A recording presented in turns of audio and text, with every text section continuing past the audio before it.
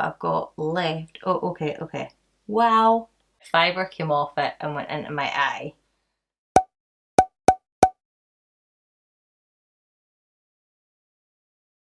Hey guys, and welcome back to my channel. I'm Aylierosebusiness if you're new. Today's video is, first of all, let me just say, you'll probably notice behind me is totally changed if you've been watching my channel for a while.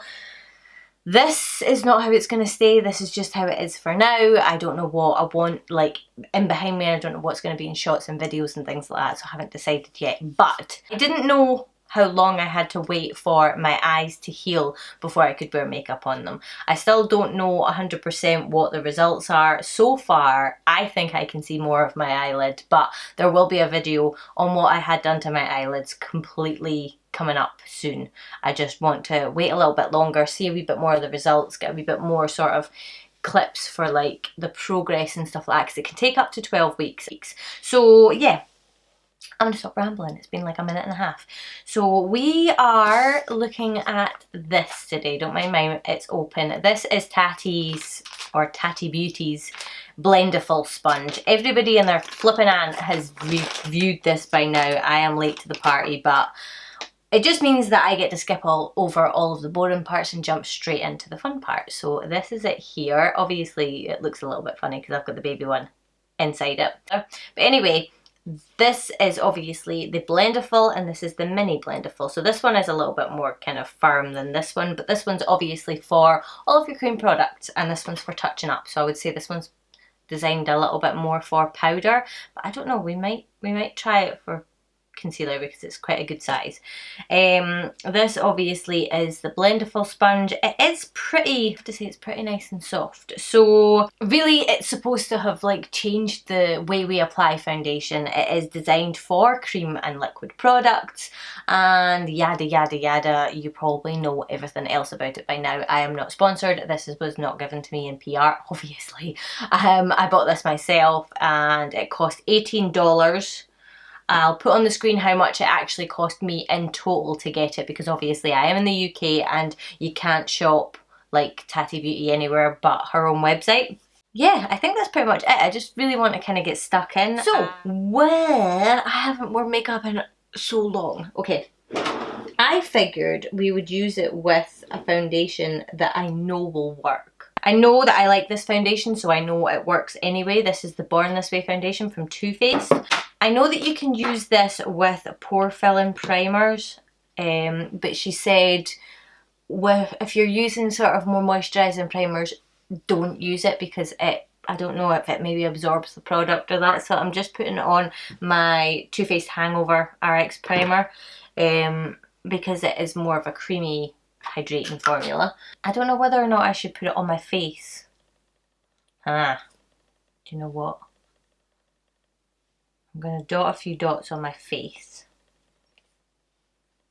So, I think she said to swipe it. So yeah, if you haven't done so already, do subscribe, like this video if you find it helpful. Trying to get that in sort of like at the start of my videos now, so that if you're not watching right until the end of the video, then you still get to hear it. I just don't feel like it's giving a lot of coverage. I'm going to put it on and do it this way.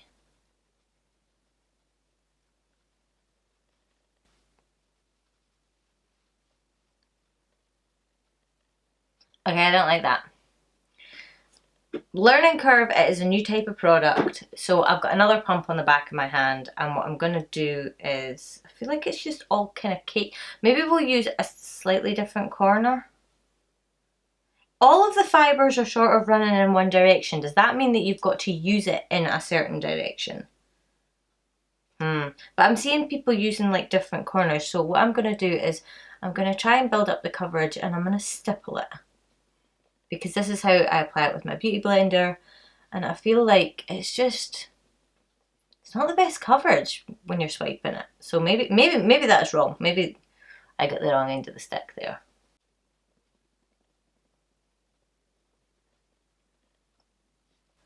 So I'm pinching it to get into the edges of my nose, and this is a bit that I always struggle with.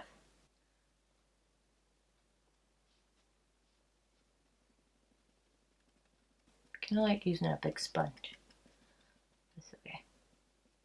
It's easier to sort of like hold than the Beauty Blender. The Beauty Blender, I always feel like my hand gets sore because you're sort of having to pinch it the whole time, whereas you can sort of just keep your hand flat with this.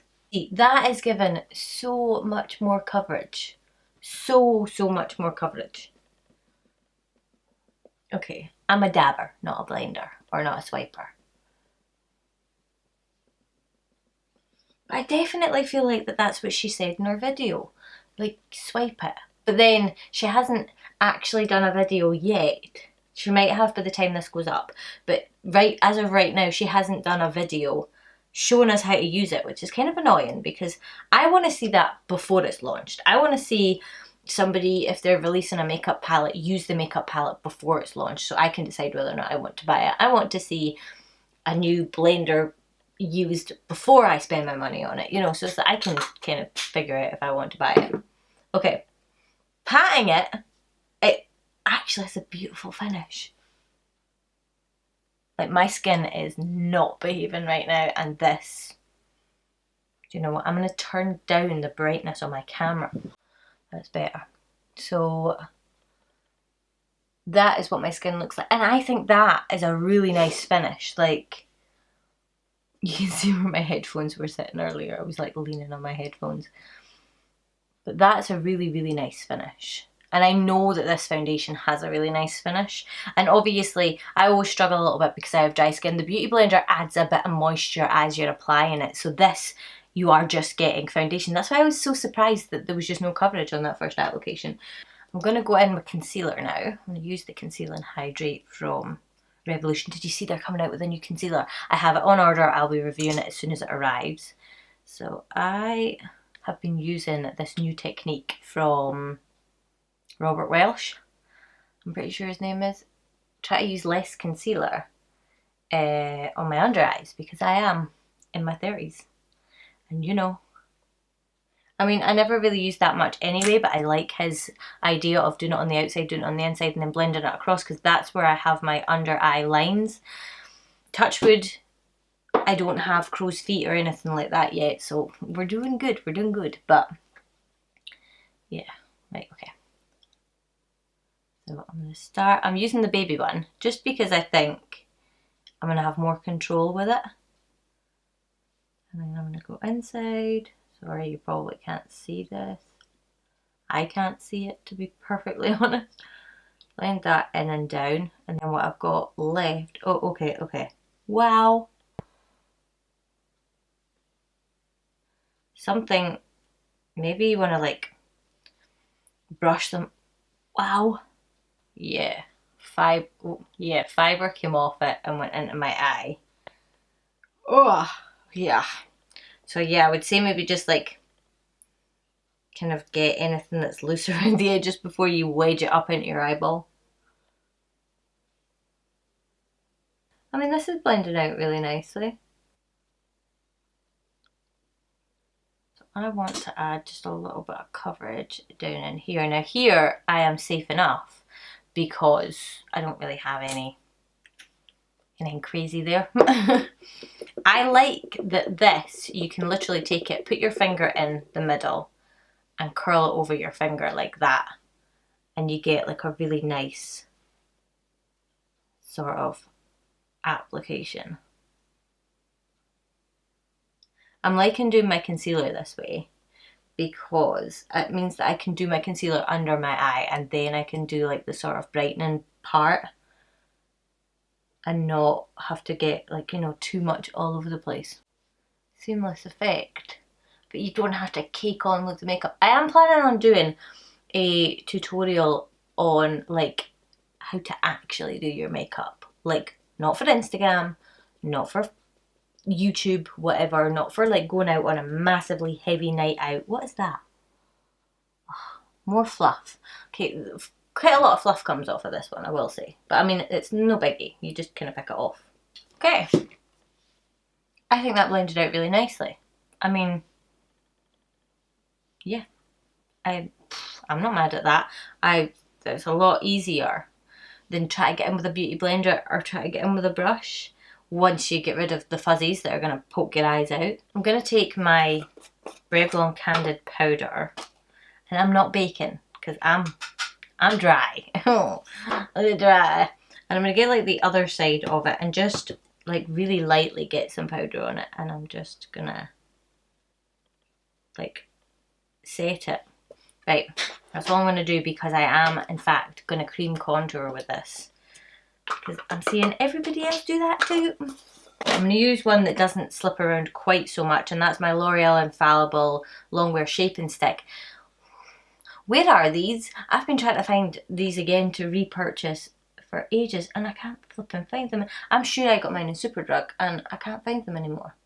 If they've discontinued these, I'm sad. Somebody give me a dupe because this is my favourite thing of life.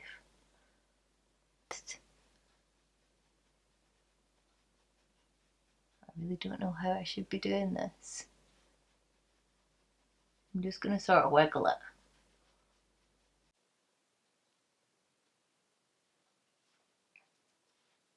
I'm going to just do this sort of dabby motion.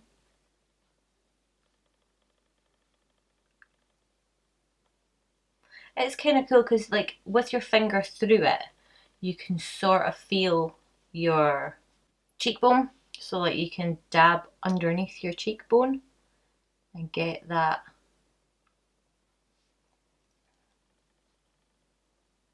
sculpted look, I suppose. I don't think I mind it. I mean, obviously I'll go over the top with powder products anyway, but let's see. Cream blusher.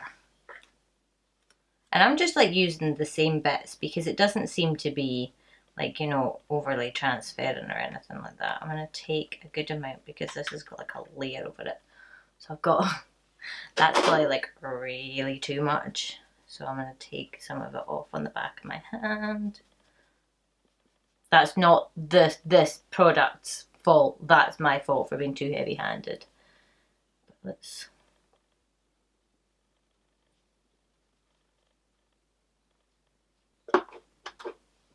It's dead easy to like take off in the back of your hands and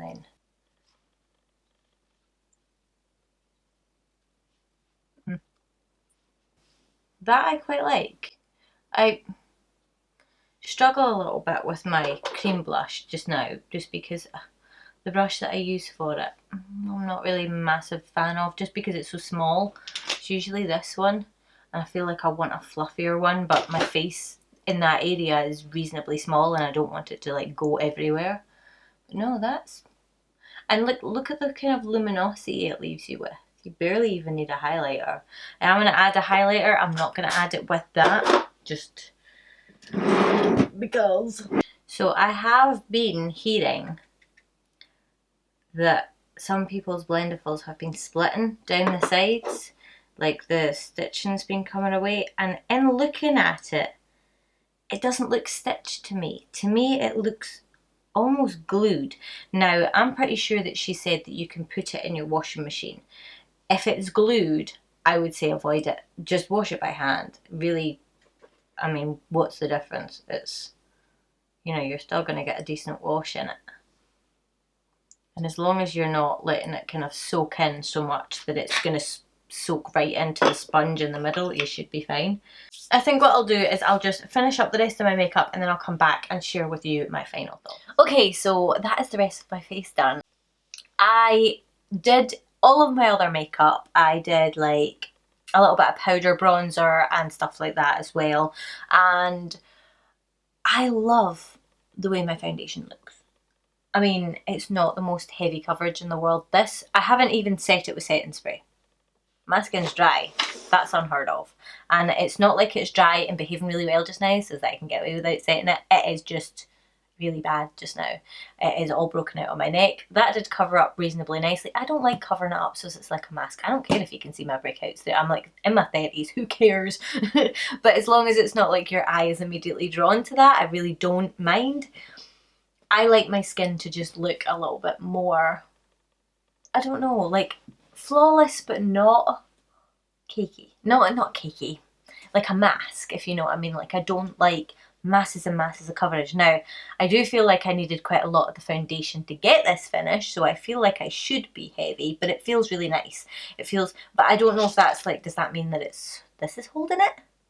I think that maybe I'll take a wee clip of me washing it just to show you how much comes out of it, and I'll put that over here or something like that. But yeah, I mean, I think I'm gonna have to play with that a wee bit more. I want to start like just using it day to day, or like, you know, if I'm gonna wear makeup, see it with different foundations, so more liquidy foundations, more creamy foundations, actual cream foundations, and just see what it works best with, and then like, I don't know, maybe I'll do an update on it or something like that, and I can like let you guys know, or I'll include it in like another video later on. I actually have, it's not the drawer, this stuff to review for you. This is the Maybelline Dream Radiant Liquid. I think it was the Dream Satin Liquid for long enough. They did the Dream Matte Mousse that we all know and remember for it being really orangey. But this is the Dream Radiant Liquid, and I've worn it once and I really liked it. So I'm going to wear it again and do a video on it just to let you guys see, and we'll probably use this for it as well as something else. I also want to try out this. I haven't had a chance. This is the Wet n Wild Stick Foundation. I've worn it once. Didn't really have an opinion on it because I wasn't really paying much attention. I need to try that out properly. I have like a drawer full of foundations down here now. This is like been my go-to. It's just my favourite. So yeah, this is anyway what it looks like. I'll kind of come in close so that you can see. It does look really fucking beautiful. Like, I'm not mad at all.